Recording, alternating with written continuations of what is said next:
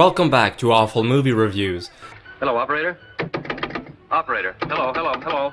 In the golden age of science fiction, which were the 1950s, alien invader movies were being made, like The Thing from Another World, The Day the Earth Stood Still, War of the Worlds, Earth vs. the Flying Saucers, Invasion of the Body Snatchers, and in the mix, there's a little movie called The Man from Planet X, which tends to get forgotten, and, in my personal opinion, it's just because it's not good.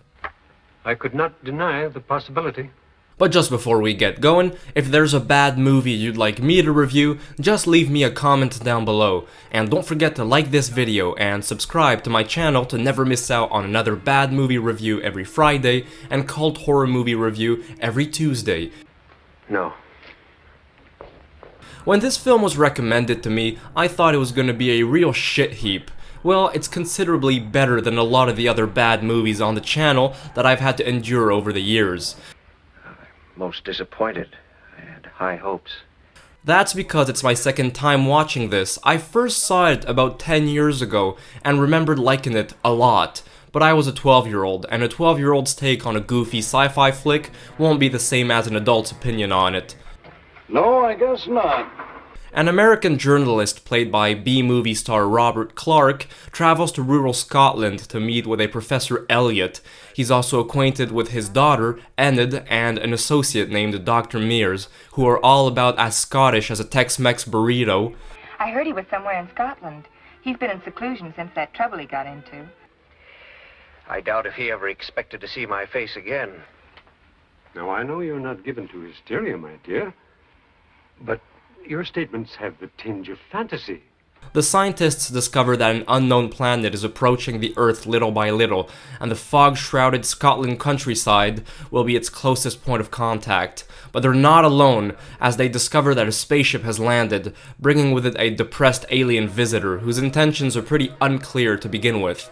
Now, because the producers only had a ridiculously small amount of money to work with, it forced them to make certain choices, like blasting fog everywhere to hide some parts of the sets that were incomplete. They were lucky enough to be able to reuse the same sets of Joan of Arc, a bigger budget and better movie, which explains why the scientists live in a medieval fortress. I got a very film noir vibe from the look of it. Some of the shadow works and the look of the moors are pretty good. It gives off a very dark, murky, and desolate atmosphere, something that most 1950s sci-fis didn't have. It sort of makes cold fingers run down my spine. But I wondered if that was always intentional, or if it was just because the makers couldn't afford lighting. Scenes like these where we can barely see what's going on. You also can't help but notice the obvious painting of the town in the background. I did like the look of the spaceship though. I thought it was rather well designed. One of the reasons why I didn't enjoy this is because of the script. It's too stale, and while there are a couple little moments, there's overall not much going on. The whole thing feels way too safe. The script was in need of some serious rewrites to make this much more entertaining. The dialogue is pretty meh, and Robert Clark's character gives one of the worst final lines in all of sci-fi movie history. I think that creature was friendly. I wonder what would have happened if Dr. Mears hadn't frightened him. Who knows? Perhaps the greatest curse to ever befall the world, or perhaps the greatest blessing. What the fuck is that supposed to mean? I don't know what they were aiming for by saying that, because it just doesn't make any sense. Well, who knows?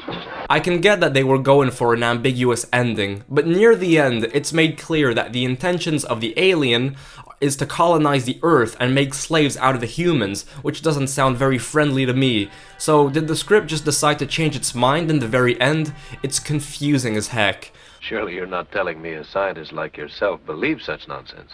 The man from Planet X himself is the best thing about all of this. Sure, he's got a very simple and cheap look to him, but those are the best scenes. But even then, he doesn't do all that much.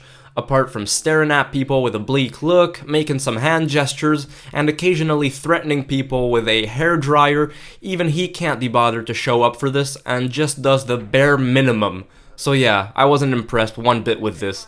It's not the worst thing I've ever seen, but it's criminally underwhelming and disappointing. It's not good. What an awful movie!